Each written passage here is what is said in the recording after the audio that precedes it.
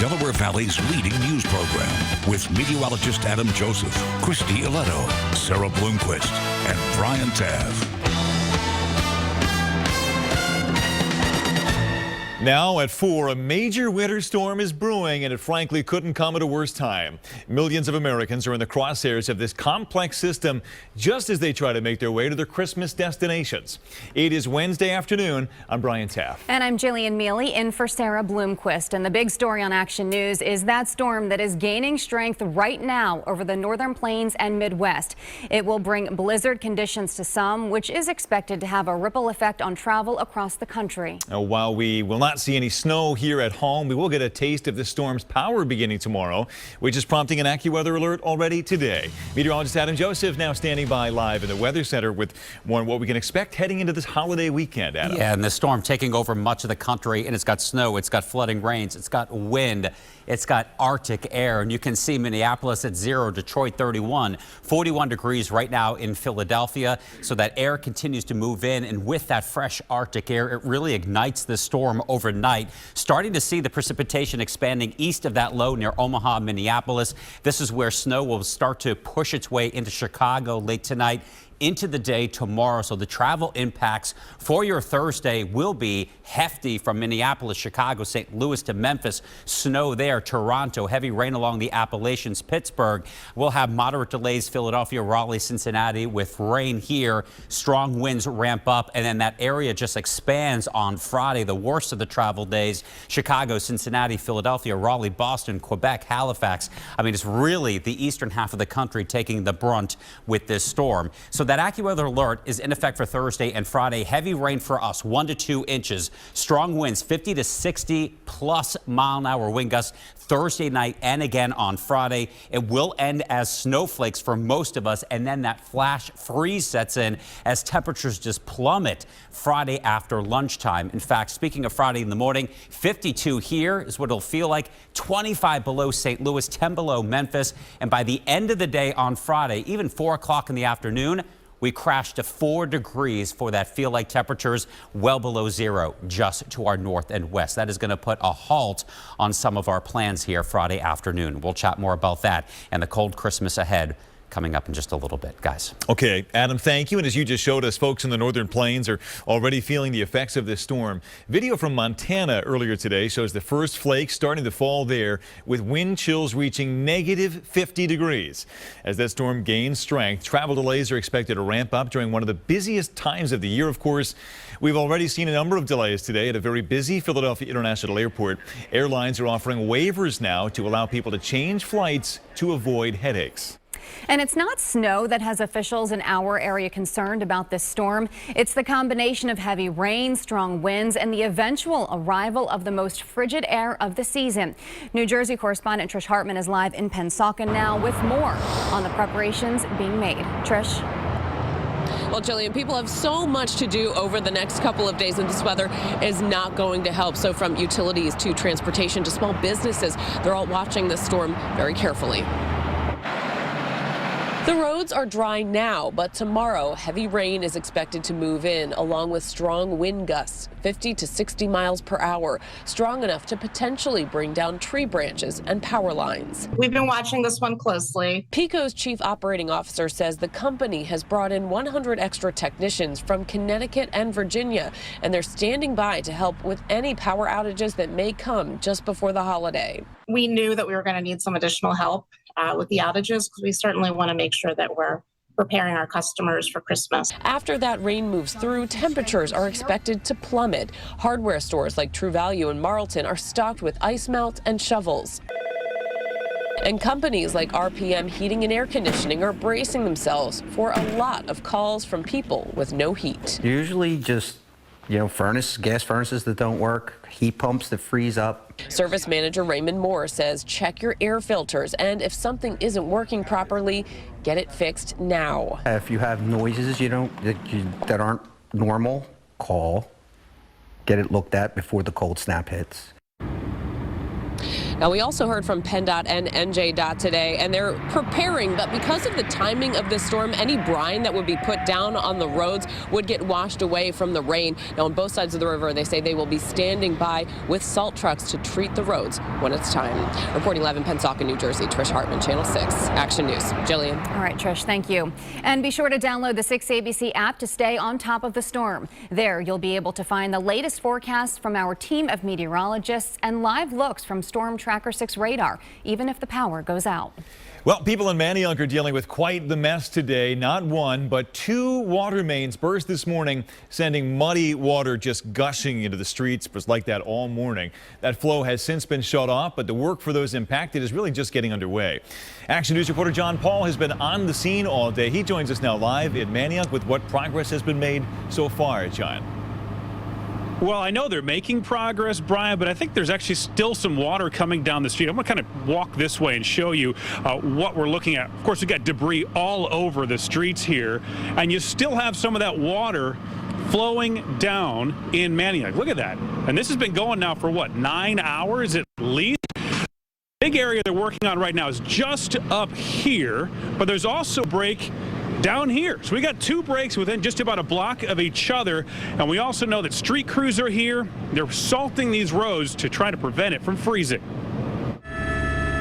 For about an hour this morning, Manayunk looked more like Venice as water filled the streets, all thanks to two broken mains about a block apart on Mansion and Conroe streets. We have about 1.5 inches, 2 inches of water in the basement. Guillermo Leyva lives right next to the first break. He could hear that there was a problem before he even went outside. We heard the gushing of the water just go down the street. And this water was especially tricky for the hilly streets of Manayunk in below freezing temperatures. The streets department was busy dumping salt, trying to prevent it from freezing, but that was an uphill battle, literally. I'm parked right here, actually. I'm on the street. So depending on how it clears up, I may or may not be calling an Uber to work. I know that there's some black ice already this morning, so hopefully nothing happens with that. Heavy machines are brought in to tear into the streets and get to the source of the problem as neighbors and business owners tried to clean up. Now it's going to be a mess all day getting around. It has been a mess all day. Back out here live in Manayunk as it continues. Really, the cleanup hasn't even started because they're still working on the repairs up the street. So the question here is, what happened? Why did these two mains break, especially so close to each other? Well, there is a construction site right over here, and I did ask Philadelphia Water about that. They said they're looking at everything, but they're also looking at the cold temperatures, and right now they're leaning toward the temperatures as the reason for these breaks. And we know we have more cold temperatures on the horizon. For now, we are live in Manayunk. John Paul, Channel 6 Action News. Jillian? Yes, we do. It seems like it's going to get much colder. John, thank you. The city of Philadelphia welcomed 3 more buses filled with asylum seekers this morning at 30th Street Station. More than 100 people were greeted by city staff and volunteers offering resources and aid. The migrants then boarded SEPTA buses to take them to the city's Welcome Center in North Philadelphia. There have now been 12 buses with migrants that have arrived in Philadelphia since November. Police officers in the 19th District were recognized today for their dedication to Philadelphia students. Overbrook High School staff and administrators presented a basket and plaque to officers involved in the District Safety Zone program. The gift was an expression of gratitude for their dedication and service. So today is kind of a big day for us and for you, our viewers. In just about 2 hours' time, our steady hand, our anchor, our friend, Jim Gardner, will deliver his final newscast. It's hard to get those words out. We all know how much Jim has meant to our region for the last 46 years, but if you needed a little more proof, take a look at this. The Radnor Township Police Department provided Jim with a full police escort as he made his way to work today, and Chopper 6 was overhead to document those moments, as Jim has done so many moments over these many years. We do hope you'll join us for Action News at 6 tonight as Jim signs off and sets off into a richly deserved retirement. And be sure to join us as well tomorrow night as we look back on Jim's just incredible career, 46 years of stories that have shaped our region, our newsroom, and all of us as individuals in the process.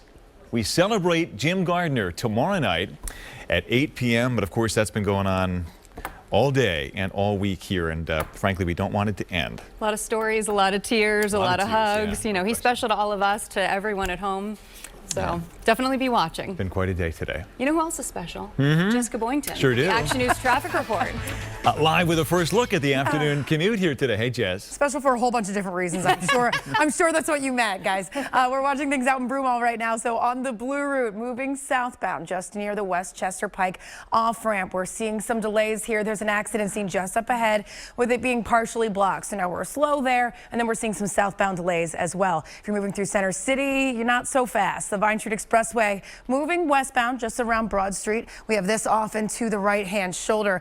You can see even on the eastbound side, we're seeing a little bit of delay. But the most important part is this is backing up all the way on the Ben Franklin Bridge. So everybody trying to merge and get to the Vine Street Expressway, whenever there's something big enough that's causing huge delays there, it'll back up the span of the bridge here. And I wanted to check how far. It looks like it's just about mid-span of the bridge where we start to see some of those delays. So at least it's not backed up past the toll plaza yet. I have seen that happen though, so I'm going to keep my eyes on that for you in case it gets any worse. If we're moving through the work zone here on the Roosevelt Boulevard, it looks all right. You can obviously see construction here to the northeast, no issues. If you're heading southbound though to the Schuylkill Expressway, a touch slow there as usual. Out in 295 moving south just before the 42 freeway here, almost approaching that Belmar area. We have a crash. Traffic is getting by the scene just fine for now, and some sun glare. Here we go, 95. This is the Girard Point Bridge. So coming right out of South Philadelphia, there's a little construction over here, at least that shoulder lost. But right now, southbound towards the airport, just a touch slow with some of that sun glare. Brian and Jillian, back over to you. Pop on the shades and you'll make it home just exactly. fine. Okay, Jessica, thanks. It's still ahead here at 4 o'clock today. An historic meeting inside the Oval Office. President Joe Biden greets Ukrainian President Volodymyr Zelensky in his first trip out of Ukraine since Russia invaded that country. The commitment just made today by President Biden. And later, the must-see moment when a local mother of 3 gets the surprise of a lifetime just in time for the holidays. Right now, Congress is considering $45 billion in additional funding for the war-stricken country of Ukraine.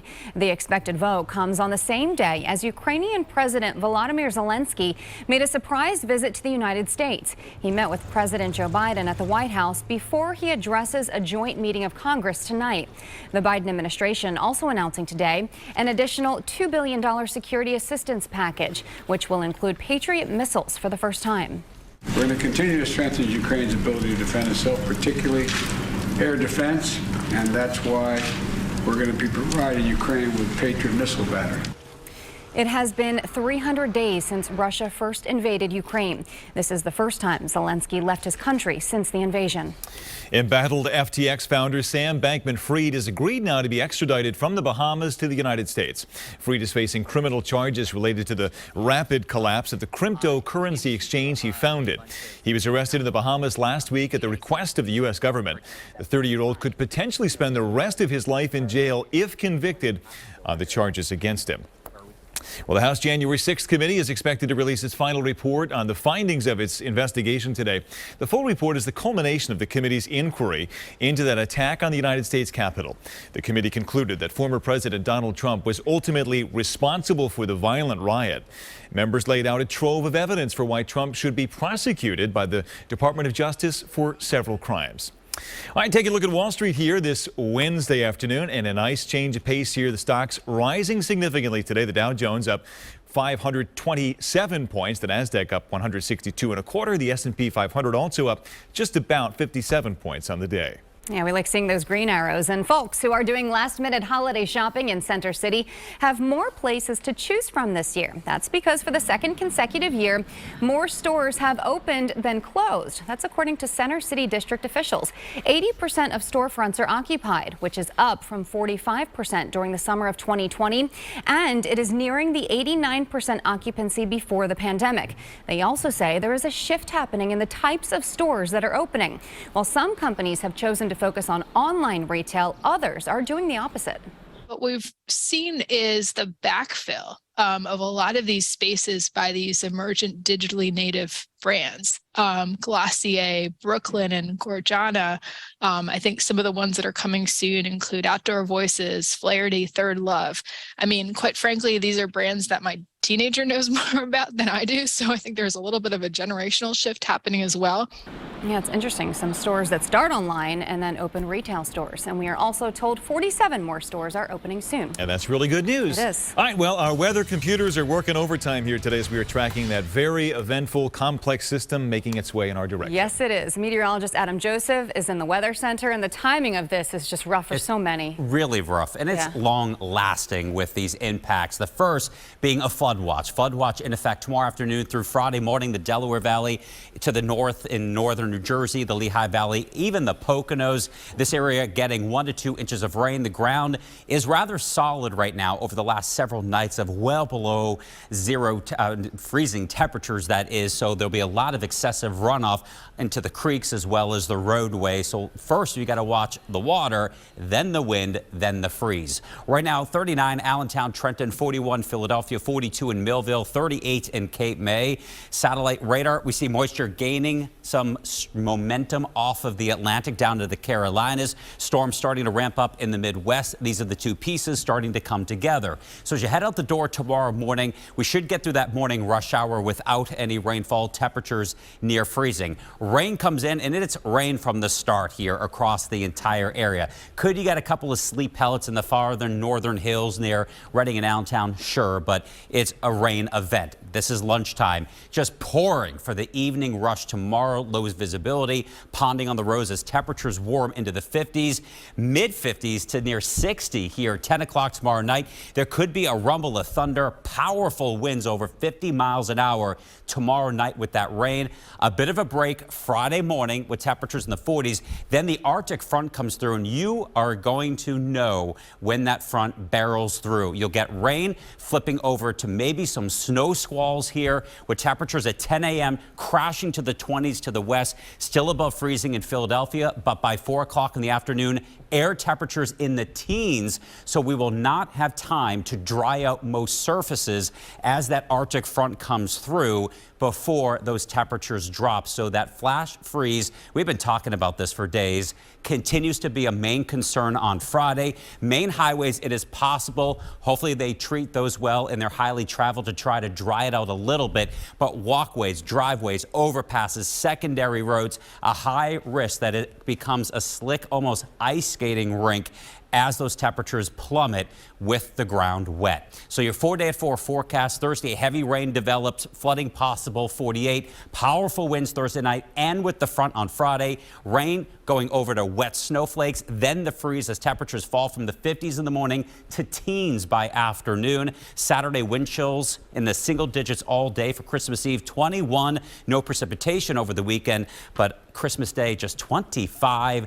Wind chills remaining in the teens. Cannot stress enough that by Friday, as that front comes through, you definitely do not want to be out and about come in the afternoon, especially if roads are not treated. Much more in the 7-day forecast. Brian. All right, very good. Adam, thank you. Well, the football world is mourning the loss of the man who was on the receiving end of one of the most iconic plays in all of sports. Franco Harris, whose immaculate reception helped launch the Pittsburgh Steelers dynasty in the 1970s, has died at the age of 72. Harris grew up in Burlington County. Action News reporter Walter Perez joining us now live from Mount Holly with more on how he's being remembered at his alma mater today. Walter. That's right, Brian. Franco Harris passed away just 3 days before Pittsburgh is scheduled to retire his number 32 during halftime of the Raiders game this coming weekend. And all day long, the tributes have been rolling in, including right here, as you can see, in his beloved hometown. He will be remembered as one of the greatest NFL running backs ever, who pulled off one of the greatest plays in football history, a play that's remembered as the Immaculate Reception.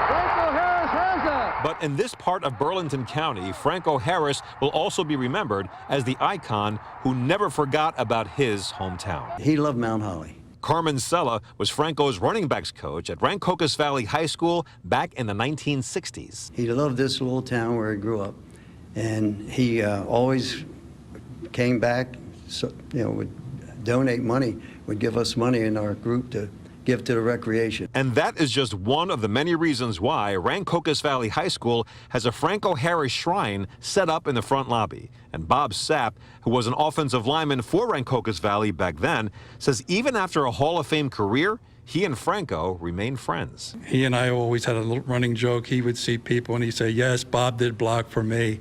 Because I would make sure that they knew that, even if he didn't say it, and then he finally just picked it up and just ran with it. The Red Devils' current head football coach says with news that Franco Harris has passed away, he is more dedicated than ever to make sure that his players and the rest of the student body understand why Harris is so revered by so many people. It's living history here in this hallway, you know, and I think it's big for the kids to see that and to learn the history, respect the history, and embrace it. I'm in the process, or have been in the process, we're going to have a street named after him.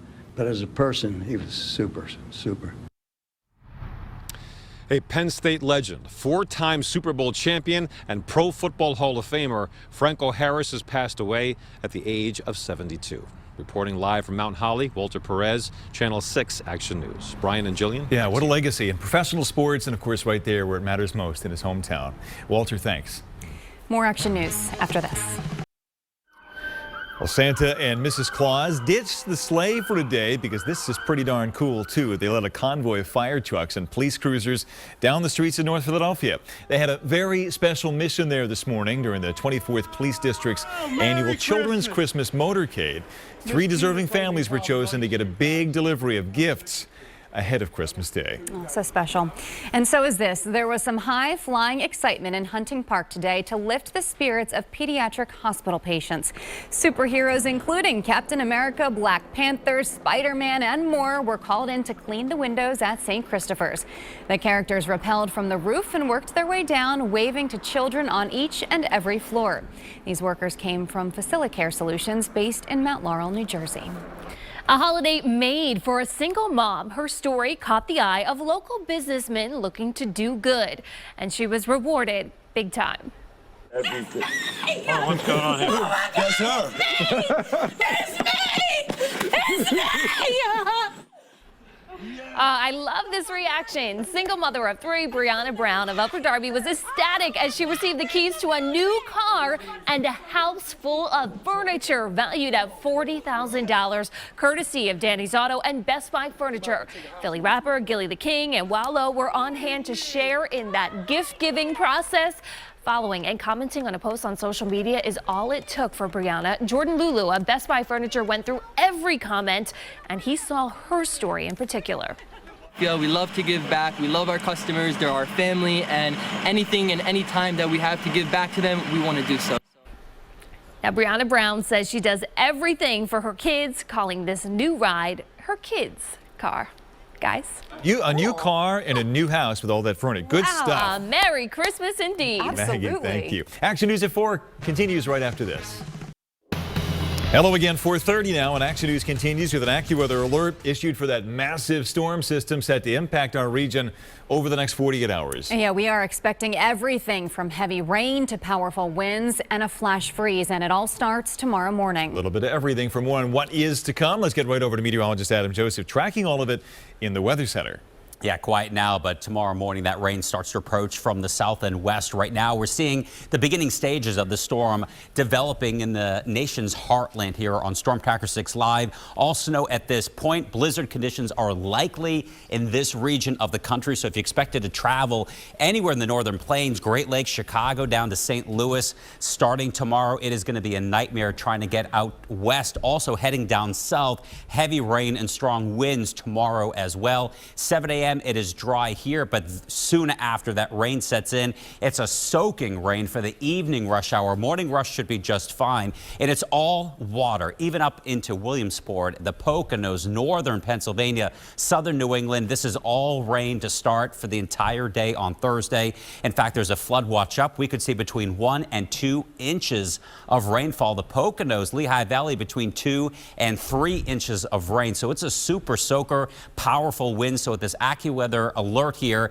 The ground is rather solid after we've had several nights below that 32-degree threshold. So runoff, street flooding, winds gusting 50 to 60 plus miles an hour. Brief flakes at the end with the Arctic front on Friday, and that will create a freeze up everywhere on the roads, the sidewalks on either side of midday on Friday. More on that and the weekend ahead in that 7-day in just a little bit. All right, see you shortly, Adam. Thank you. And that forecast may be responsible for an even busier day for retailers than normal as last-minute shoppers try to avoid all that weather. Yeah, they don't want to be out in that tomorrow. No. Action News reporter Katie Catro spent the day with people as they crossed items off their lists, and she's live in Center City with more. Hi, Katie.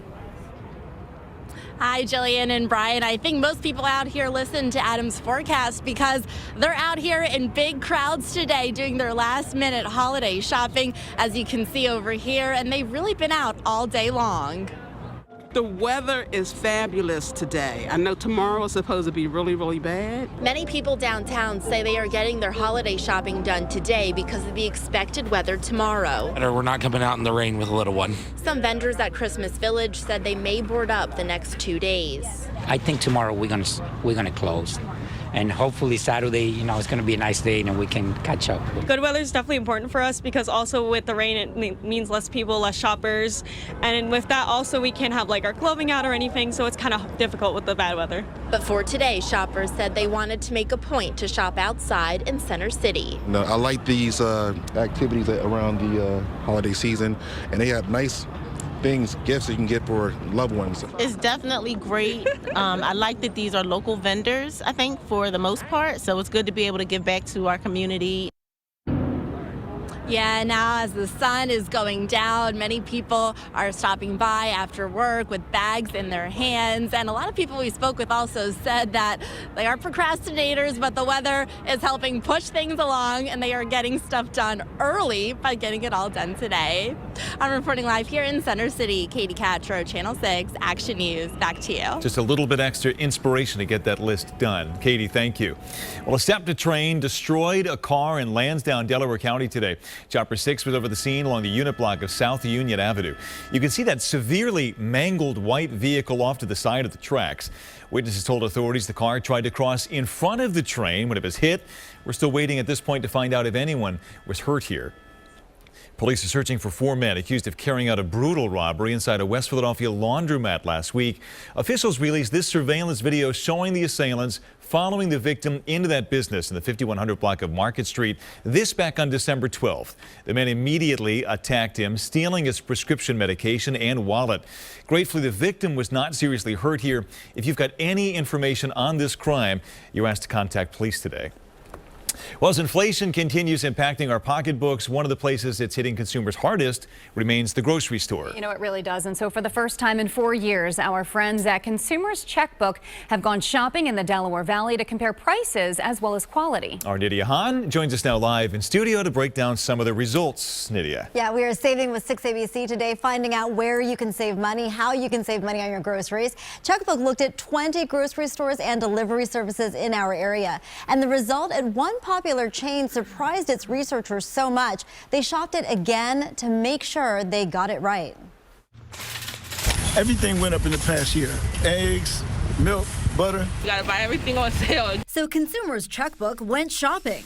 For price, it shopped a list of 154 common grocery items. For quality, it surveyed area consumers. We found that for the most part, stores here in the Philadelphia area had about the same prices in terms of how they ranked relatively as they did 4 years ago. But there was one change with Wegmans. Checkbook says while it still earns very high ratings for quality, you're paying more for it. According to our survey, now has pretty high prices, almost as high as Whole Foods, which for many years now has been the highest priced chain in the area. That was a big shift. Checkbook shopped Wegmans again and got the same results. Overall, its prices were 18% higher than the average at all other stores Checkbook researched. On the flip side, prices at Grocery Outlet were about 20% lower than the average. Walmart's prices were 17% lower, Food Lion's 10% lower. For a family that spends $250 per week at the supermarket, a 20% price difference could total more than $2,500 a year in savings.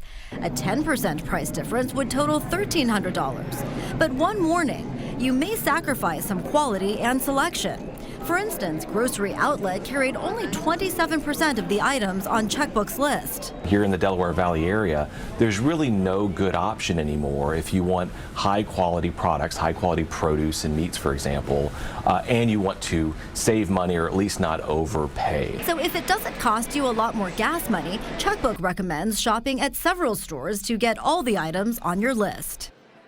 Now, Checkbook says Target also has low grocery prices, 6% lower than average. And remember, no matter where you shop, you can save by buying store brands. We reached out to Wegmans, by the way, multiple times, but never got a response. Jillian, back to you. Fascinating report, Nydia. Thank you. Okay.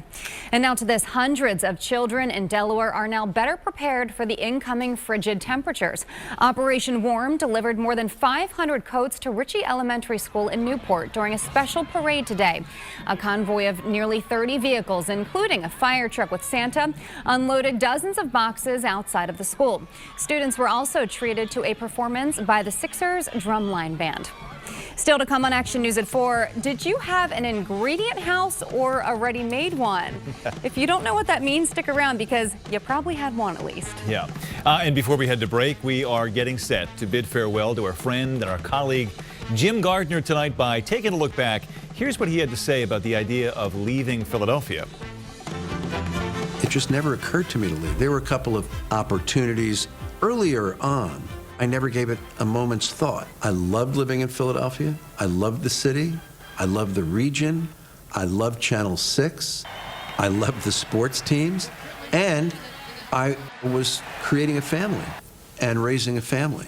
Most often in this business, we're vagabonds. We're 5 years here, we're 3 years there, we're 2. That's not the kind of life I would ever want to lead. So I've had an extraordinary opportunity. It's unusual to be the anchor of a 6/11 o'clock newscast at the same television station for generations. I appreciate that opportunity. I am blessed to have had that opportunity.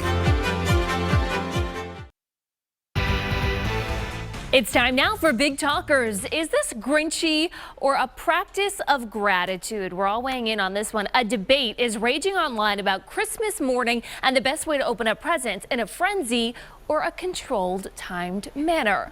A dad on Reddit posted that he and his wife have very different views, that Christmas has become, quote, annoying because his wife rations the gifts, only allowing their children to open one gift every hour or two. He said he'd rather take turns all at once, of course. One person said the Christmas magic would wear off. Enforcing this rule has to be a nightmare. Another posted that not each gift carries the same excitement, writing, "Oh, sorry, Braden, you opened a pack of slippers from your aunt. You have to wait another 59 minutes for something fun." But others see where the mom here is well-intentioned. It works if the children get easily overwhelmed, and it gives them a chance to savor every gift and respond with a proper thank you instead of just throwing a ball of wrapping paper in your face. That's what we would do. Yeah. We would open them all. I was a wrapping paper thrower, yes. It is a balance you got to strike. I mean, I got 3 youngish kids who want to tear into it, but you want to stretch it out. And you spend all the time buying the perfect gift, and then they're like, yeah, thanks. Yeah, right. So I kind of get it. You got it. Okay, so here's a question. You know the little green vegetable that's part of the cabbage family that people usually either love or hate? Yes, this. Go ahead, take a look. The Brussels sprout, or is it the Brussels sprout? Turns out it's the latter. A poll revealed more than 75% of people call it by the wrong name. Yes, myself included, all these 40 years of life. Its name comes from the Belgian capital city of Brussels. And now some fun facts about the little leafy green. Consuming 1 cup of sprouts will give you 195% of your daily recommendation of vitamin K and 125% of vitamin C. That's according to thefactsite.com. Now the site also says, you ready for it? In 2008, a Swedish man consumed 31 Brussels sprouts in 1 minute. So if you at home are watching and you decide to try to beat that for your holiday dinner, please let me know. Don't send pictures. But yes, the Brussels sprout. Did you guys know that? No, we've all been saying it wrong. Yeah. But I don't like, they're not delicious to me. Oh, I love what? Do you? Oh, I love them. I know they're like a Gotta delicacy. roast them, Bri. I like them crunchy. Yes. All right, I need some ingredients, some recipes. Oh, I see and what you're doing here. Speaking of, this question now that's been fodder for lots of debate and discussion online in recent weeks, and I bet it's one that you can relate to. Did you grow up in an ingredient household or a ready-made one? This topic is hugely viral on TikTok. The hashtag ingredient household racking up more than 56 million views. So what does it even mean? Well, if you grew up in a ready-made household, your freezer was likely stocked with frozen pizzas. Yours was a grab-and-go childhood. If yours was an ingredient house, though, it was more likely dough, pasta sauce, and mozzarella. Hungry? Make something. As it turns out, that experience shapes so much of our experience as adults. Check this out. Quote, saw on TikTok explaining that there's ingredient households and ready-made households, and I'm finally understanding why my partner never thinks we have food when I'm like, all the things to make it are right there. Yes, ingredient people are much more adaptive. They can make a snack out of just about anything.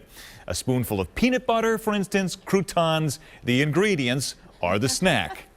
The ready-made folks tend to be a bit higher maintenance. I'm in this group. I'm sorry, no sandwich? A crouton with no salad around it? If it's not pre-made, it simply doesn't exist. So if either describes you, know that this is likely rooted in your youth. And if you're the ingredient type, perhaps a bit more patience for those of us who can't quite see the snack until it's fully assembled. But what does it say when my brother is the ingredient type? He hand makes everything. Right. Like for And holidays, you're ready-made? it's impressive.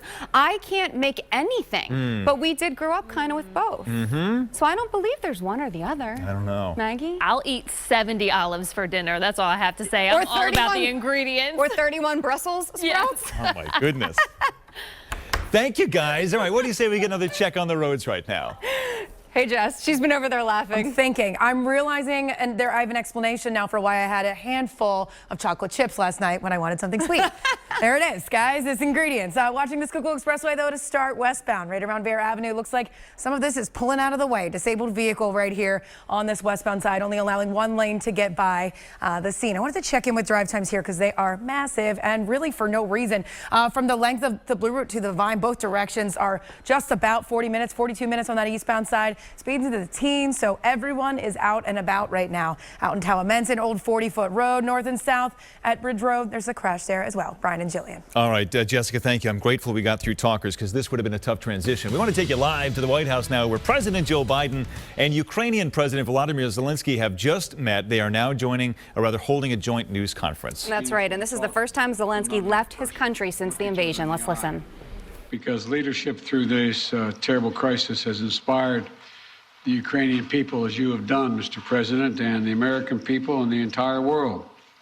This visit to Washington, your first trip outside Ukraine since February, comes as President Putin has escalated his attacks, his brutal attacks, targeting critical infrastructure to make life as hard as possible for not only innocent Ukrainians, but children and young children, and everything from orphanages to schools. It's just outrageous what he's doing.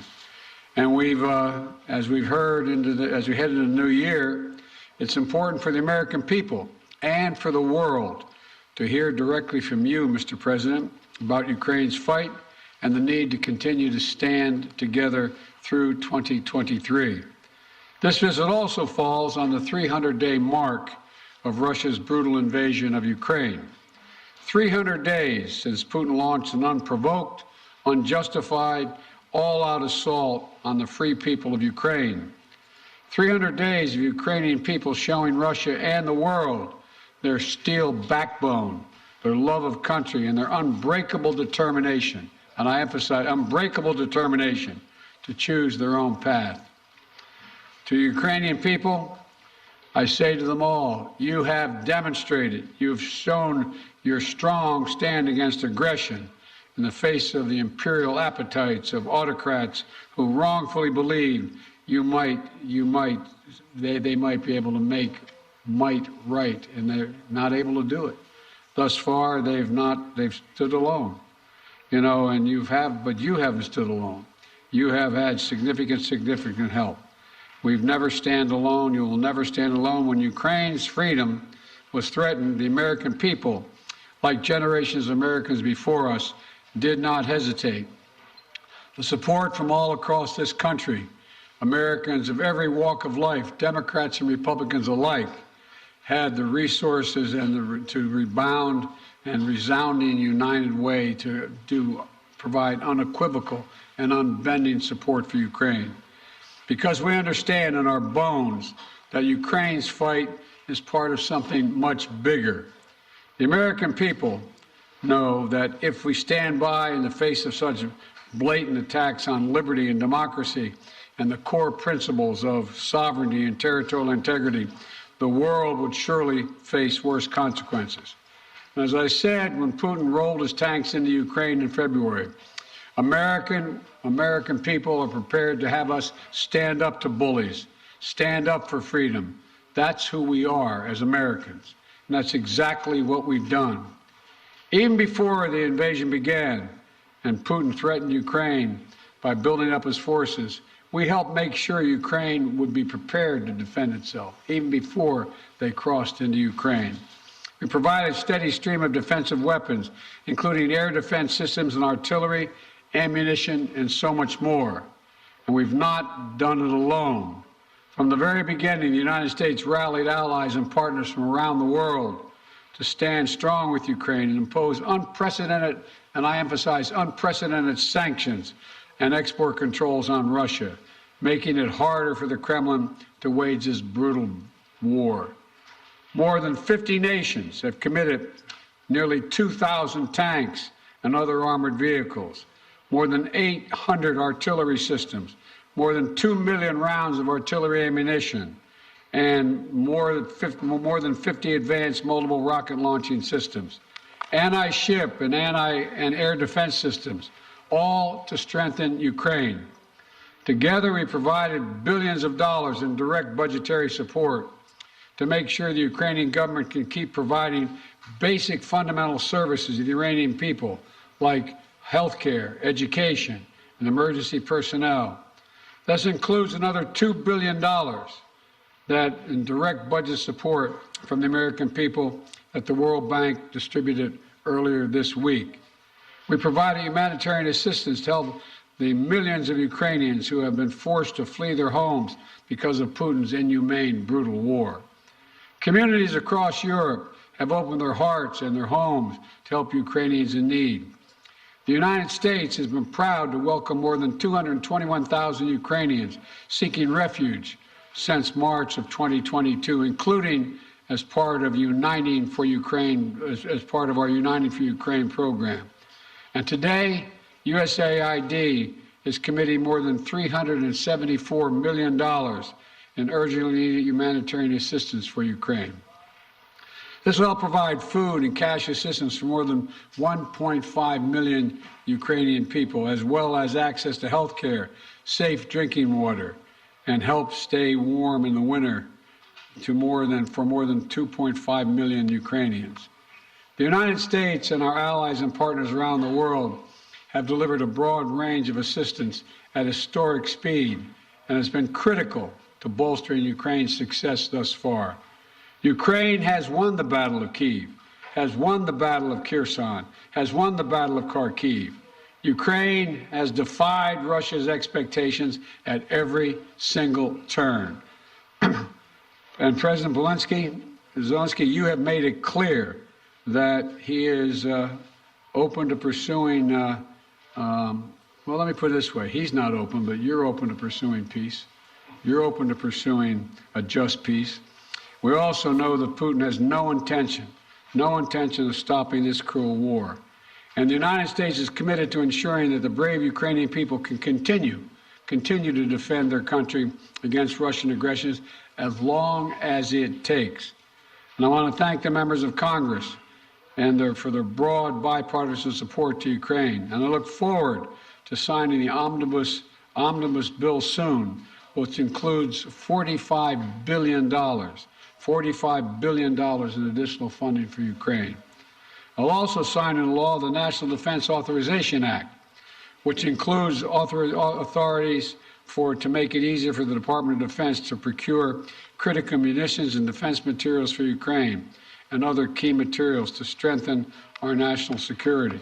Today, I'm announcing the next tranche of our security assistance to Ukraine. $1.85 billion package of security assistance that includes both direct transfers of equipment that Ukraine needs, as well as contracts to supply ammunition Ukraine will need in the months ahead for its artillery, its tanks, and its rocket launchers.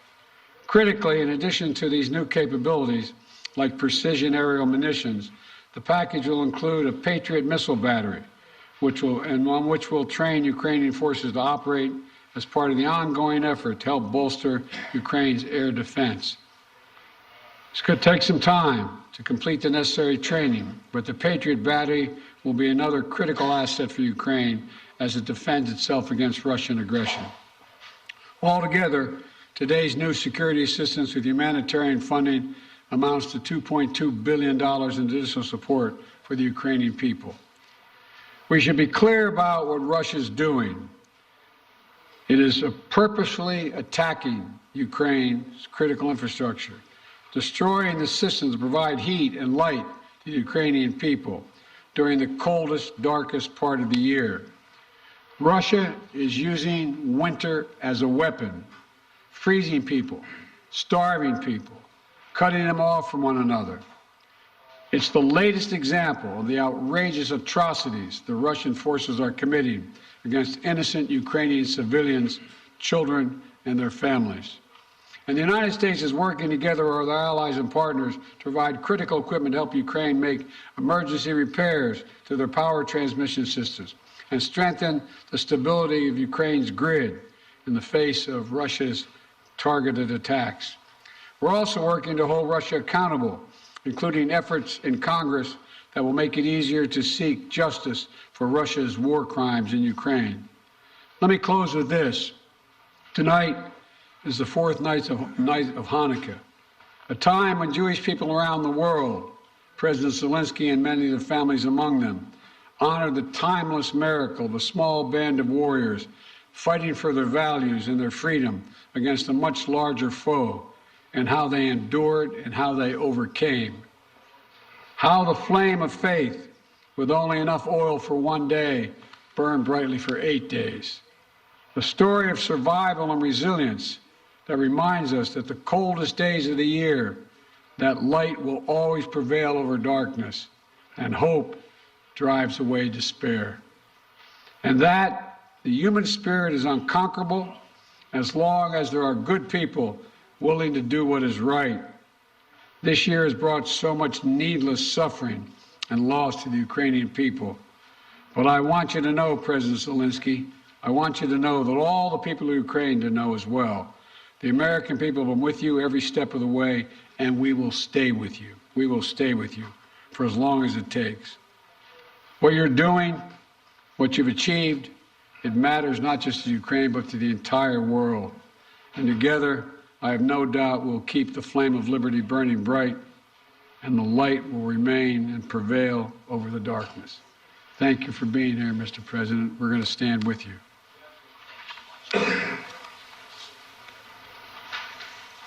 Thank you. Шановний пане президенте. Dear Mr. President, please put on the equipment. Шановний Once пане again, президенте Байден. Mr. President, Шановні President присутні, Biden, шановні журналісти. audience, Пані та journalists, панове. ladies and gentlemen. Я приїхав до I Сполучених came here Штатів, to the United щоб States передати слова to вдячності від forward українського народу усім thank американцям, the word of народу, thanks який to робить the так people of багато для America, України. Я дякую вам people всім who за do це. so much for Ukraine. I am Цей thankful візит for all of Сполучені this. Штати This Америки visit став to the United States дійсно became історичним для really a України, для наших historic відносин one з for Америкою our і для relations американського with the лідерства. United States and the American За 300 leadership. днів In the цієї last 30 війни days of ми this розпочали war, дійсно новий we have етап у started a наших new взаєминах phase of України і США. Ми our вийшли на interrelations with the рівень United States. реального. And you have been listening to Ukrainian President Volodymyr Zelensky and, of course, with President Joe Biden in what amounts to an historic meeting and news conference there at the White House. This is the first time that Zelensky has been in the United States, and for that matter, for as far as we're concerned, the first time he's left Ukraine since the war began with Russia some 300 days ago. That's right. And President Zelensky will address a joint meeting of Congress later tonight. And actually, I have learned this afternoon that one of our local congressmen, Brian Fitzpatrick, will be one of his escorts to the House floor. And that news conference is still underway. You can see it on 6abc.com. In the meantime, that'll do it for Action News at 4 today. Now, for Jillian Mealy, Sarah Bloomquist, Christy Aletto, Maggie Kent, Adam Joseph, the entire Action News team, I'm Brian Taft. Action News at 5 is coming your way next. Good night.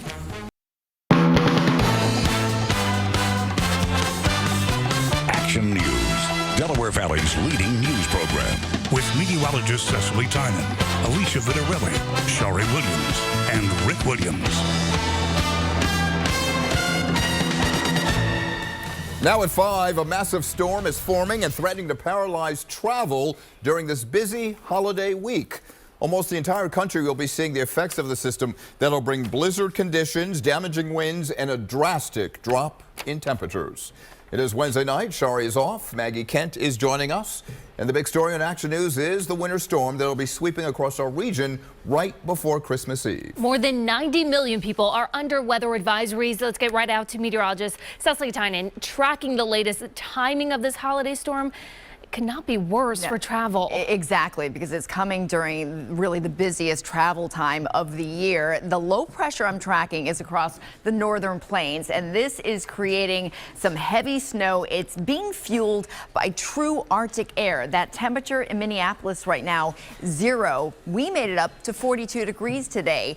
First, we get the rain, and then we get the cold air with a potential for snow and a flash freeze. So this really is a 2-day event. First, we get that heavy rain. We're looking at 1 to 2 inches of rain with the potential for some localized flooding.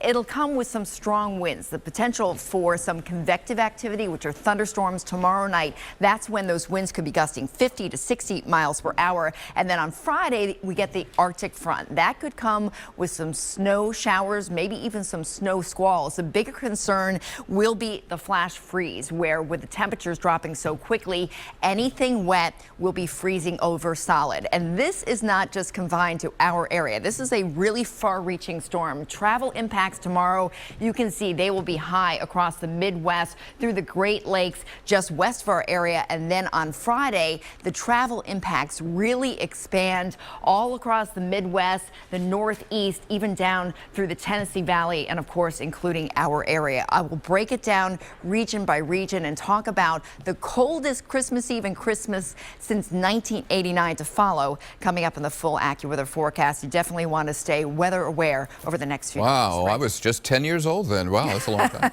Yeah, right. All right, don't laugh too hard. Thanks, Tess. We'll check back in later. Meantime, crews throughout the region are getting ready to respond once the wintry weather arrives. PennDOT and New Jersey DOT say they are standing by with salt trucks to treat the roadways. Meanwhile, PECO has brought in 100 additional technicians to help with any power outages.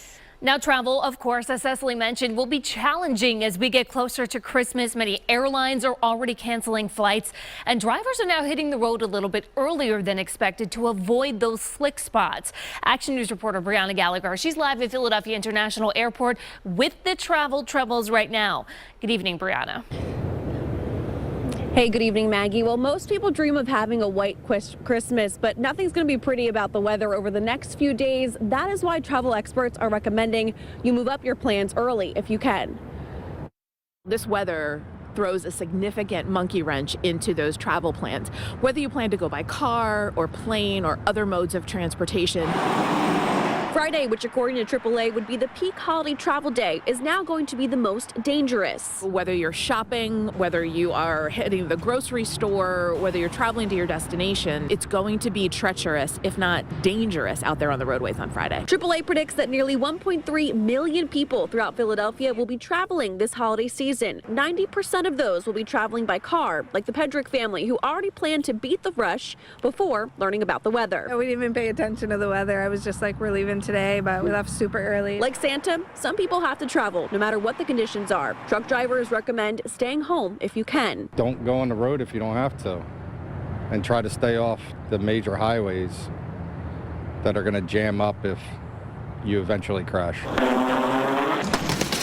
According to AAA, 88,000 people plan to travel by plane. People flying out of or arriving to PHL today are grateful they beat the storm. I'm lucky because I need to get up there, you know. It's going to be warmer over here than it is where we're from. 3 degrees below 0 for the wind chill. For Sammy Abdul, he's escaping the cold, traveling to Miami, but he's due back here on Christmas Eve. If his flight gets canceled, he'll make the best of the additional sunshine. Probably just grab a new flight and enjoy Miami for a day or two. Now, AAA recommends checking the status of your flight before you drive out to the airport. And if you are driving somewhere over the next few days, make sure your vehicle is equipped with an emergency kit in case you get stuck. For now, we're live from PHL. Brianna Gallagher, Channel 6 Action News. Maggie? All right, Brianna, thank you. Emergency kit and presents to be packed. All right, one last thing drivers won't have to worry about is when they hit the road, gas prices. In Philadelphia and South Jersey, the cost of a gallon of gas has dropped 12 cents in the last week. The average in the city is $3.49. In South Jersey, drivers are paying $3.21. And in Delaware, gas is $3. Head over to 6abc.com to get the very latest on the storm and its impact on our travel. You can view Storm Tracker 6 live radar and get updates from AccuWeather and the team of meteorologists. In other news tonight, police are looking for a gunman who opened fire in the Mayfair section of the city just before 1 o'clock this afternoon. 2 men were injured in the shooting here on the 4600 block of Vista Street. One of the victims drove himself to Jefferson Torresdale Hospital and is in stable condition. A 31-year-old man was shot once in the chest and is in critical condition. Police are still searching for a motive at this hour. 3 buses with asylum seekers arrived in Philadelphia from Texas today. The city provided them with warm clothing, food, drinks, and other necessities for the 125 migrants on board. 77 of them were taken to the city's welcoming facility. So far, Texas Governor Greg Abbott has sent 12 buses from the Lone Star State to Philadelphia since November. City leaders have been criticizing the governor, though, for transporting the asylum seekers with little or to no notice. Tonight, crews continue working to repair 2 water main breaks in Minneonk. Water gushed down Mansion and Conroe streets while temperatures were still below freezing. Roads were blocked during the morning commute and salt trucks were brought in to prevent the water from freezing. No word yet on what caused these main breaks. Well, tonight is a bittersweet day here at Action News as we celebrate Jim Gardner. Jim will be anchoring his final newscast tonight at 6 o'clock. We at Action News are joining fans across the Delaware Valley to thank Jim for all he's done for our community for the last 46 years. And with more on that, Action News reporter Andy McCormick is live outside the 6 ABC studios with more on our celebration of Jim. Hi, Andy. Hi, Maggie and Rick, and that's right. What other way would Philly say goodbye to Jim Gardner without a tailgate, right? This is all organized by Chris and Gwen here. They decided this is the way that they were going to say goodbye to Jim Gardner. The entire area today, including us, are saying goodbye to our favorite anchor. It was an entrance fit for only Jim Gardner, escorted by Radnor Township Police with Chopper 6 HD flying high as he headed to Channel 6 Action News for his final 6 p.m. broadcast. And in true Jim Gardner fashion, he couldn't understand why all the fuss. I know you're all tired of this whole retirement thing. I can hear when Rick Williams at 5 o'clock says, and he's been here for 46 years. I sense that he's saying, and this retirement thing seems like it's been going on for 46 years. But for the Action News family, seeing our leader of more than 4 decades enter for the final time is bittersweet. When he first arrived as a 27-year-old from a Buffalo TV station, 6ABC only did 2 hours of news a day.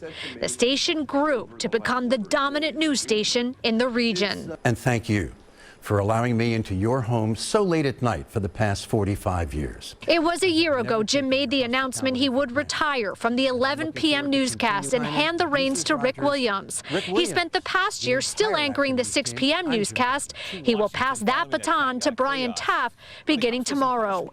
Jim said this to his proud colleagues about what he will miss the most. And I said to my wife today, I said, the thing that I'm going to really have a problem with is that, who do I talk to? Who do I interact with? What about human interaction starting, tomorrow? And it's going to be an adjustment, but, we all adjust. We'll all try to adjust without you, Jim. We have the Action News theme song playing here in the parking lot of this tailgate. As a little girl in South Jersey, you were the first newsman I ever knew, and I am humbled that you were able to be my colleague and my friend. From all of us here at the Jim Gardner tailgate, we love you. We'll miss you. We're live in Wynwood. Annie McCormick, Channel 6, Action News. Maggie and Rick. Thank you, Annie. And that cardboard cutout looks pretty real, doesn't it? That is not Jim. It does. All right, it's quite a tribute for quite a man. To your world, my friend. Oh, she's singing now. Okay, Andy, we got to go. Be sure to join us tomorrow night, by the way, as we look back on Jim's storied career, 46 years of stories that have shaped our region, our newsroom, and all of us in the process. We celebrate Jim Gardner tomorrow night at 8 p.m. All right, let's move on to other things like a check of our Action News traffic report tonight. Yeah, I know that it's going to be busy. We're getting a check with Jessica Boynton now in the traffic center because people are gearing up for the holiday, Jess. Everyone is out and about, and every time you check, there's another accident. And if there's not an accident, the majors are completely jammed up as well. So, guys, we're watching the Blue Route to start. This is southbound, right around Westchester Pike. We had an earlier crash in this same spot, blocking part of the off-ramp as well. And then this popped up after that one cleared. So we're seeing some big drive times on the Blue Route as well. You can see it's off into the shoulder. All three lanes, I mean, crawling by the scene there. So I wanted to check in with those drive times. They're pretty steep. Southbound right now from the Schuylkill all the way down to 95 and passing that accident scene in the middle somewhere around here. That's about 15 miles per hour. It's a 41-minute trip, so pretty heavy. And if you're out the door in Narberth, Wynwood Road, eastbound at Chestnut Avenue, watch that crash there.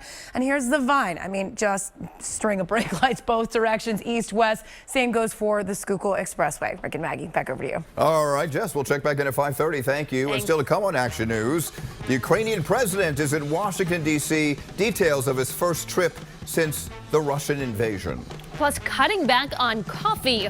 The warning ahead in Health Check.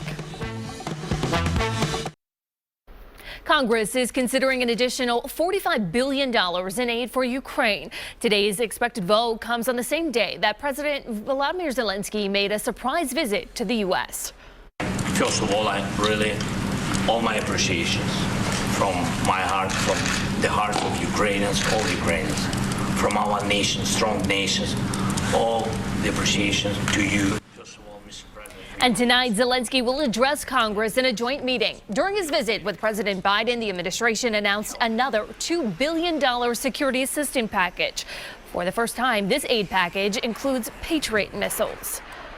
Also in Washington, there's anticipation that the House committee investigating the January 6th Capitol riots will release its full report on the insurrection tomorrow.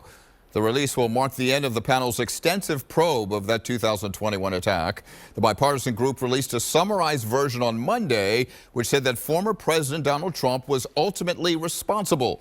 The full report will be based on more than 1,000 interviews, emails, texts, and phone records. In Health Check tonight, FDA advisors will hold a meeting next month to streamline the regimen of COVID vaccines and boosters. They'll discuss whether the composition of primary doses should be modified for current variants and subvariants, and whether the schedule for booster doses should be adjusted. Earlier this year, the agency's advisors recommended vaccine makers focus on bivalent boosters. Well, anyone with severe high blood pressure ought to curb their coffee habit. Researchers in Japan found that 2 or more cups of coffee a day increased heart disease deaths in adults with grade 2 or 3 hypertension. That means blood pressure of 160 over 100 or higher. Frequent coffee drinkers tend to be younger, current smokers, and have higher cholesterol. Coffee did not raise the risk for those with normal or high normal blood pressure, however. All right. Let's go back to our celebration of Jim Gardner, and we mentioned the tailgate party taking place across the TV station right now. Well, Jim has walked out and has headed over to that tailgate party, where, as you can see, he's being interviewed by many of his faithful fans. Jim is saying goodbye officially at 6:30 tonight. From 6 to 6:30, his final newscast after 46 years here at 6 ABC. And as you can see, Jim has never been one to shy away from the fandom, and they are obviously happy that they're seeing him and talking to him right now. Our Philly guy at the tailgate. You gotta love it. All right, Pico is lighting up the holidays across the Delaware Valley. In Egg Harbor Township, Storybook Land has been transformed into a winter wonderland with a holiday carousel, music, and shimmering lights. Visitors can also stop by and see Santa and Mrs. Claus there. We'll be right back. Time for a check of that AccuWeather forecast, that changing AccuWeather forecast, and you may want to get all your Christmas shopping done today, perhaps. Huh? And Rick was asking about when he can run tomorrow. Before 8 o'clock, and you'll be fine. Before 8 o'clock. 8 o'clock, yeah. From 8 to like 8:10, maybe. And you'll be fine. Just want to beat the rain. And in fact, the rain is going to be heavy enough that we've got a flood watch posted Thursday afternoon into Friday morning for kind of the heart of our viewing area. We're looking at, in general, about 1 to 2 inches of rain. Could get up to about 3 in the Poconos. And the big problem this time of the year is that the ground is pretty frozen, so it can't really absorb the water. So runoff would likely cause some of that localized street flooding. So you do want to be careful driving around tomorrow. It'll still be warm tomorrow, but it's going to be very wet. Currently, Philadelphia 38 degrees, down for a high of 42, which is a few degrees below average. Allentown 35, Wilmington 39, Cape May 36, and Reading currently 40 degrees. Satellite and radar showing there are really two lows that I'm tracking. The first one is this coastal low. So this is what moves in tomorrow, brings us the rain, brings us the wind. The second low is the low pressure across the plains, and that will deliver the Arctic front on Friday. That'll come with plunging temperatures, perhaps even some snow and a flash freeze. So breaking it down as far as the timing, 7 o'clock tomorrow morning, we've got clouds, but we're dry. So Rick's run will be fine. By lunchtime, though, you can see the rain has overspread our area. Some frozen precipitation in the Poconos and northern Lehigh Valley, but even there, by 5 o'clock, it's rain. And then Thursday night is when things really get heavy. By 9:30, we have the possibility of some rumbles of thunder, and this is when the winds will be the strongest. Those winds could be gusting about 50 to 60 miles per hour. Then we get a break in the action Friday morning. By 7 o'clock, not much is going on, but you can see that Arctic front is starting to push in across our western suburbs, and it's moving very quickly. The latest models are showing by 10 o'clock, it's pushed through, likely coming with some snow showers, maybe even snow squalls, and then plunging temperatures with that flash freeze. By 5 o'clock, we're dry, but look at the temperatures in the teens and single digits. So breaking it down, as far as the flash freeze, you do want to be careful in the sidewalks, driveways, overpasses, and secondary roads. A high risk. There's a possibility on main highways, but the highways likely will be able to get treated. So if you have to travel on Friday, a good idea to try to stick to the highways, the main roads. So the 5-day at 5 showing tomorrow, we have that accurate alert. First, we deal with that rain, heavy at times, windy, 48 degrees on Friday. Rain in the morning, 52 degrees, and temperatures crash through the day. Some freezing expected, that flash freeze on Saturday for Christmas Eve. It's dry, but it's really cold. 21 degrees, wind chills in the single digits, wind chills in the teens on Christmas. Monday for Kwanzaa, not quite as cold, 30 degrees. Temperatures will rebound next week. Adam will talk more about that for the AccuWeather 7-day forecast, guys. Wow, Friday, 52 degrees to 11 degrees. Yeah, it's going to happen very quickly. All right, I'll be hibernating, that's for sure. You'll be here. Yes, Thanks, exactly. guys. Quick break, more Action News when we come right back. Stay with us. It is the story of Whitney Houston that her family says has never been told until now. I Want to Dance with Somebody stars a West Philadelphia native and Westchester University alumna. Nafisa Williams tells me this role is an honor, but also a responsibility, she says, to the musical icon and her place in history. Ladies and gentlemen, please welcome Whitney Houston!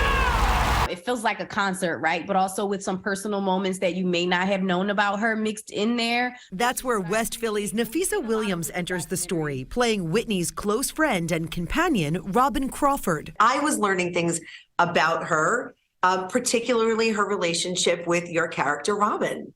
Yeah, it's time for the truth to be told. You two spend a lot of time together. It's damaging the brand. Robin is a really important person in her life, and she had her back. She was her protector. She was her confidant. She was her creative assistant. This was her ride or die. Take the labels out of it or the romance out of it. They were soulmates. I wondered how much, underlying kind of pain there must have been for her to not be able to live out loud. Yeah. And now when I hear the songs, I hear them a bit different. Like, I Want to Dance with Somebody. Could that be about Robin? Somebody who you want to dance with and you can't? Wake up! It's on. It's on. Listen. The film has the blessing of Whitney's family and her record producer, Clive Davis. And I love that her legacy is just continuing on with this film.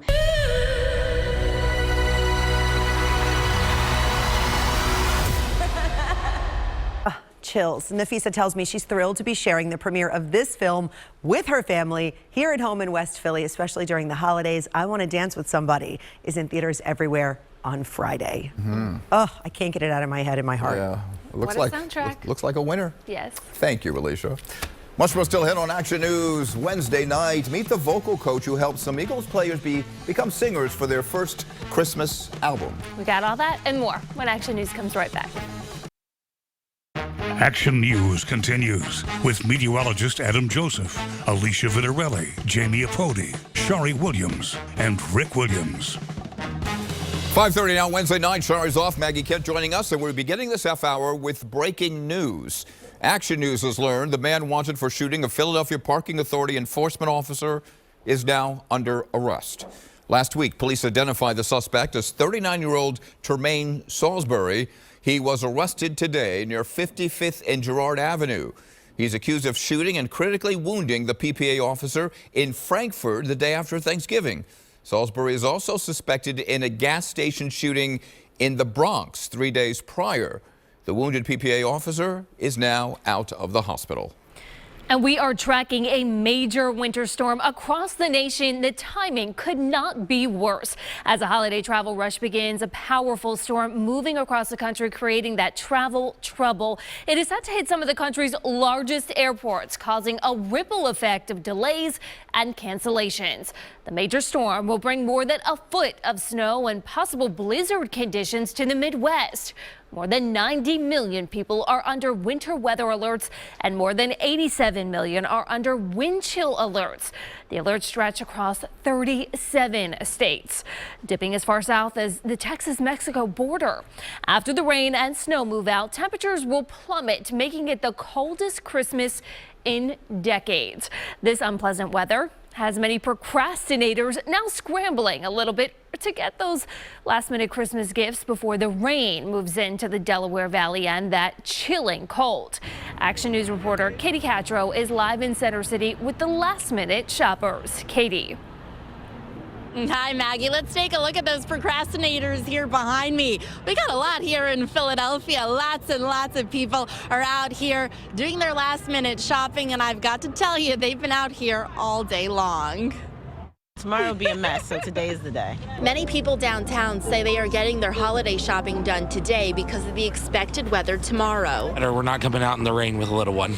Some vendors at Christmas Village said they may board up the next 2 days. I definitely feel like it's going to be the last big rush because I know this weekend we're supposed to see rain and snow and all sorts of bad weather. But for now, vendors say business has been booming. It's been awesome. It's been great. The Monday, Tuesday, today's been awesome. Yeah, there's a lot of people coming out and people seem to be happy and in the mood of spending money. According to a recent poll, 57% of American adults say they prefer to buy from a physical store than shop online when given the choice. What little I'm doing is going to be today. But for today, shoppers said they wanted to make a point to shop outside in Center City. It's not bad. It's not too cold. I thought it was going to be colder. Got a nice warm jacket on. Yeah, so weather won't be so great for Christmas is what it sounds like, but for today, the weather is getting all of these people outside to do their last-minute shopping in a timely manner. I'm reporting live here in Center City. Katie Catro, Channel 6, Action News. Maggie? That's right, Katie. A gift is a gift. Doesn't matter when you buy it, as long as it's under that tree. That's right. Thank you. Gas prices are the lowest that we've seen in months, but that is set to change in the new year for Pennsylvania drivers.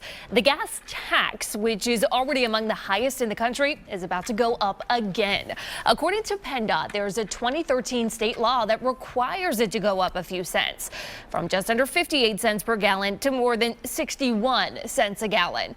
The tax goes to pay for road and bridge projects. A SEPTA train hit a car that was on the tracks in Delaware County today. Chopper 6 over the scene here. Happened in the area of the unit block of South Union Avenue in Lansdowne at around 1 o'clock. The car was badly damaged. No word if anyone in the vehicle was hurt. Witnesses say the driver tried to cross the tracks in front of the moving train.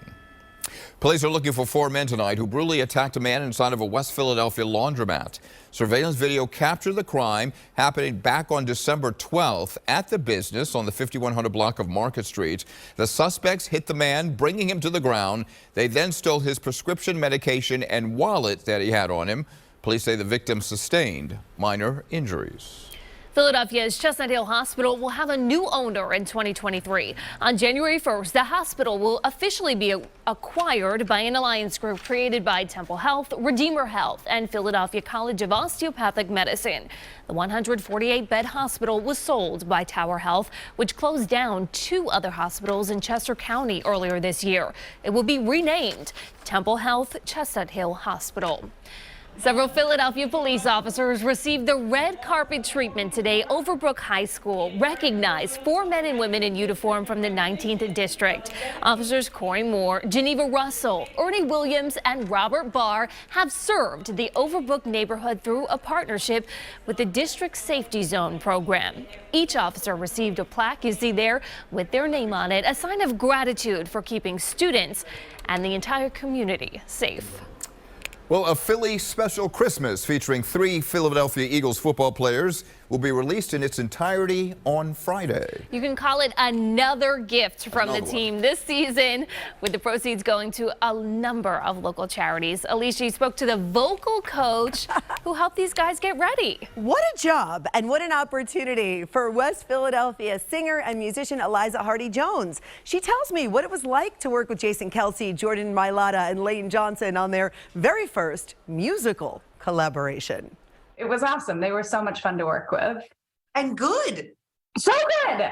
Like shockingly good. All 3 of them. They're singing Deck the Hall, but it's not like Christmas at all.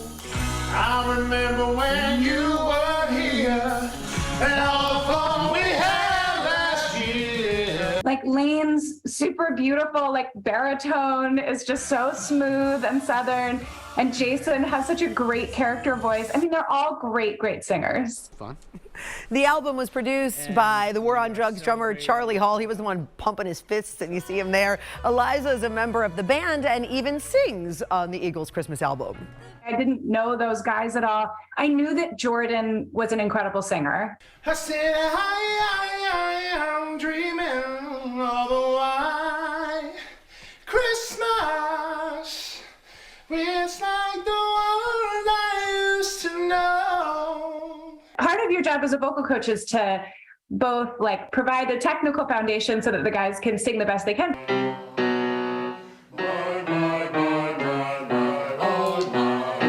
But they were so down for everything. I just love it. Again, proceeds of the album going to local charities like the Children's Crisis Treatment Center. You may have heard some songs that have been dropped so far, but the full album again is out on Friday. Wow. Philly special Christmas. Absolutely. And if they go to the Super Bowl, that album's really going to be worth something. Yeah. Oh, yeah. All right. Thank it for the holidays. Good. Absolutely. Thank you, Alicia. Time now for a check on the highways and byways to see what Jessica Boynton is singing. Yes, we need your help, Jessica. You don't want me to sing anything, and you don't want to even talk about any of this, what I'm about to tell you guys, because it's bad out there.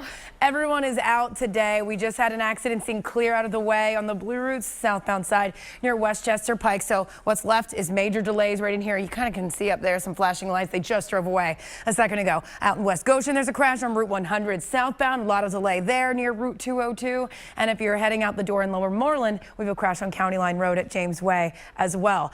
42 freeway's been like this all afternoon and all week. Just stop and go. And again, if you're heading southbound here, maybe you're going to the Deptford Mall or the Deptford shopping area. So a lot of traffic in that direction. I don't even know what to say about this. The Schuylkill around the Conchie Curve. I mean, we're just not moving both directions, west, east. So take a look at the drive times. They're pretty bad. Eastbound right now, we're almost up to 50 minutes, and that's not because of an accident. There's no disabled vehicles to talk about. It's just that's how many people are out the door right now. So eastbound from the Blue Route to the Vine, heading all the way towards Center City. It's just crawling like that the entire way. And westbound, not doing much better. I'll say it with a smile, though. Rick and Maggie, back over to you. All right, Jess, thank you again. Sounds better with a smile, right?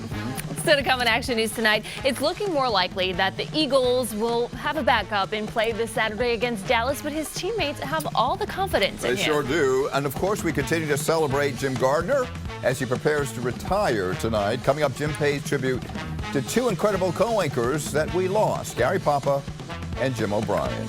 Meteorologist Adam Joseph tracking the latest in our Action News Weather Center. Adam. Yeah, in our dry, quiet window, it is closing quickly here. Rain arrives tomorrow morning. Flood watch tomorrow, powerful winds, and then that Arctic front on Friday to plummet those temperatures. Some dangerous weather on the way. We'll chat about it coming up in that full AccuWeather forecast.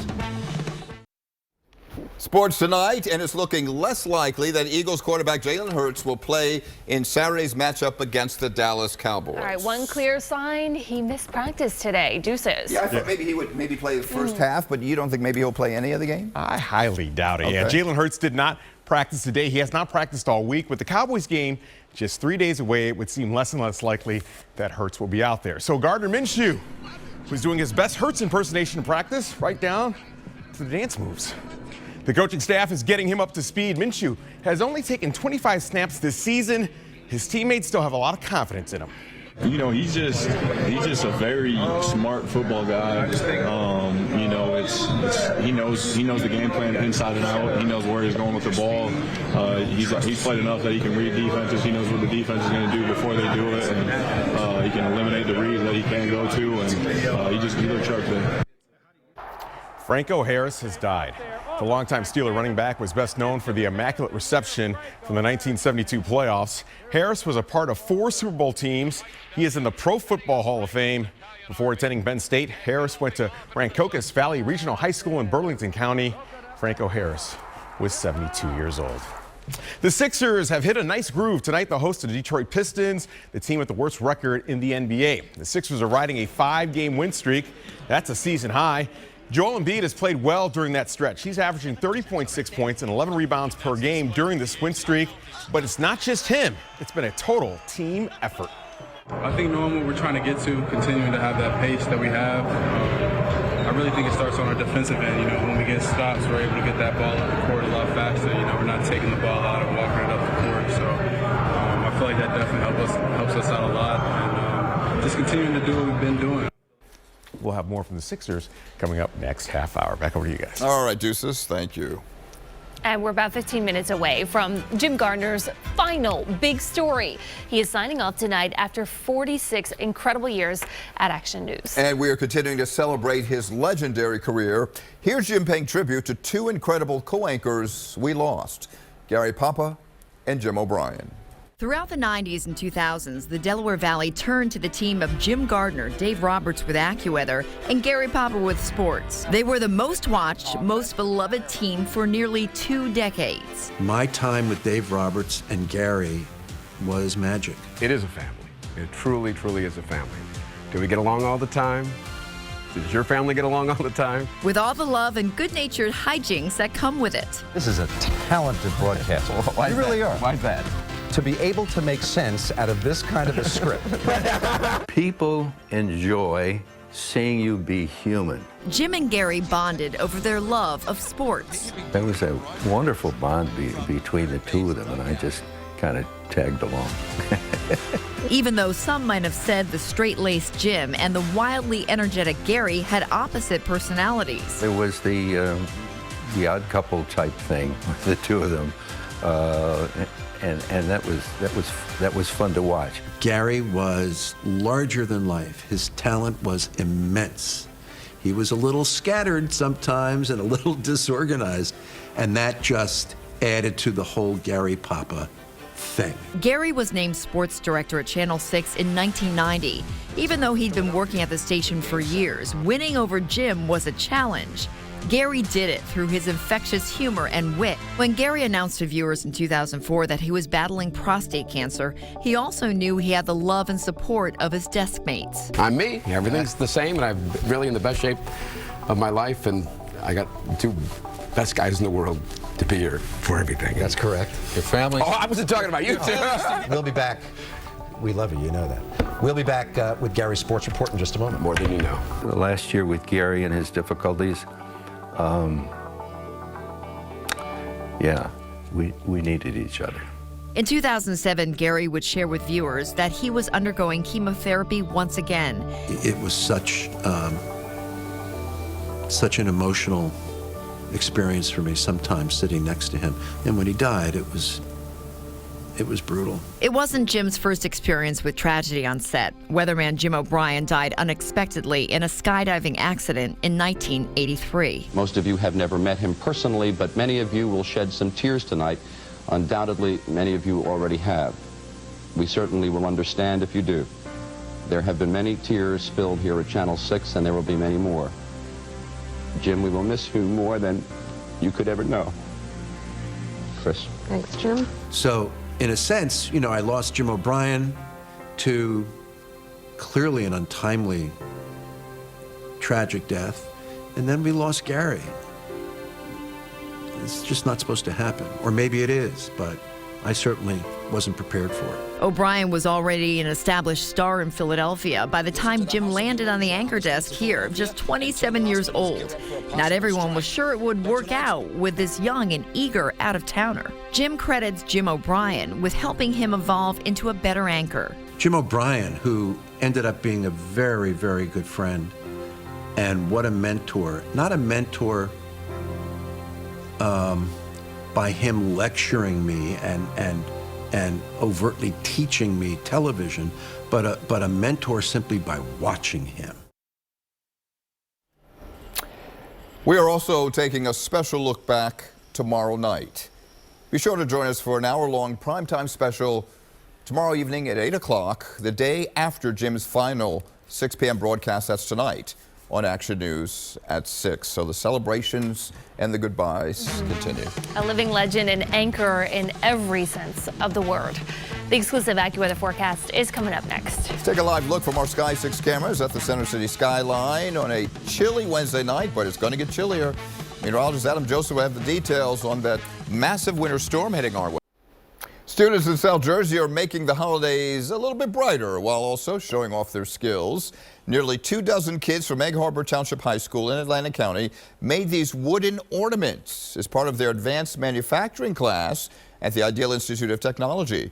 Every handmade ornament is being sold online through Etsy, with proceeds benefiting scholarships for students. Pretty neat. Lots of talent there. Now to our AccuWeather alert as the Delaware Valley is bracing for a major winter storm. Yeah, meteorologist Adam Joseph live in the Weather Center, timing it all out for us as when the rain will arrive. So we're talking mostly a rain event. It's all rain for the most part here until the very tail end of it on Friday, but we're in a lot of company here with this storm across the eastern half of the country. Coastal flood advisory also in effect for the high tide on Friday morning. 1 to 2 feet above ground inundation is likely, so some street flooding down there. So if you do live in a low-lying area that tends to flood during rush hour in storms, you definitely want to move that car to higher ground tomorrow evening. Right now, 36 in Trenton, cold, 38 in Philadelphia, 33 Millville, 40 in Reading, 39 degrees in Wilmington. Clouds racing in from the west. So first we see the high clouds. They'll continue to thicken overnight. The ground is pretty solid because we've had many nights in the teens and 20s over the last several nights. So all this rain that's coming down is going to have a hard time penetrating into the ground, so it's going to run off. We do have flood watches for the day tomorrow. 11 a.m. There it is. Rain from the Lehigh Valley to the shore as temperatures warm to the 40s to the 50s by tomorrow afternoon in southern areas.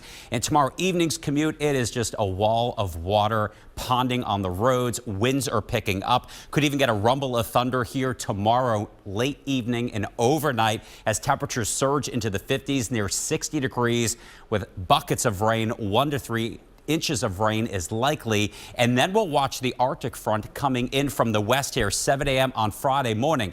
Notice the temperatures in the 40s. But as the front comes through, the cold air is just going to collapse from the upper part of the atmosphere to the surface like a solid weight. It just plows on in. Temperatures by 9:30 in the morning falling into the 20s. Freezing in Philadelphia will end as a period of wet snowflakes or even some snow squalls, and then everything freezes up. The wind concern, there's 2 time periods. Thursday evening, heavy rain, rumble of thunder, gusts 50 to 60 plus miles an hour in some of that heavy rain. And then Friday with the front, we could see widespread gusts between 45 and 55 miles an hour. And then that cold air settles in for the weekend. Brutal wind chills, high on Christmas Eve, 21, at best feeling like 8, 25 Christmas Day, wind chill 15 degrees. The exclusive AccuWeather 7-day forecast, so rain develops tomorrow, heavy, steady at times. It ends as rain, then that period of wet snow, flash freeze, 52 degrees. Saturday morning, waking up 18 below in the Poconos. 5 below in Philadelphia, 4 below for your wind chill in Wilmington, 25 on Christmas Day, wind chills in the teens, but at least it's dry over the weekend. Not as harsh Monday, 36, and then moderating some Tuesday, Wednesday, upper 30s to near 40 degrees. And ooh, the man of the half hour just walked in, the legend. He's in the studio. Yes, he is. And he will be here in about 6 minutes. But we'll take a quick break to wrap things up. Stay with us, Adam. Thanks, Adam.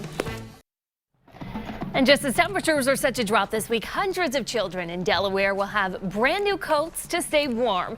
More than 500 winter coats were delivered to Ritchie Elementary School in Newport this morning. Operation Warm pulled off the special delivery using a convoy of nearly 30 vehicles led off by the 76ers Drumline Band. Awesome.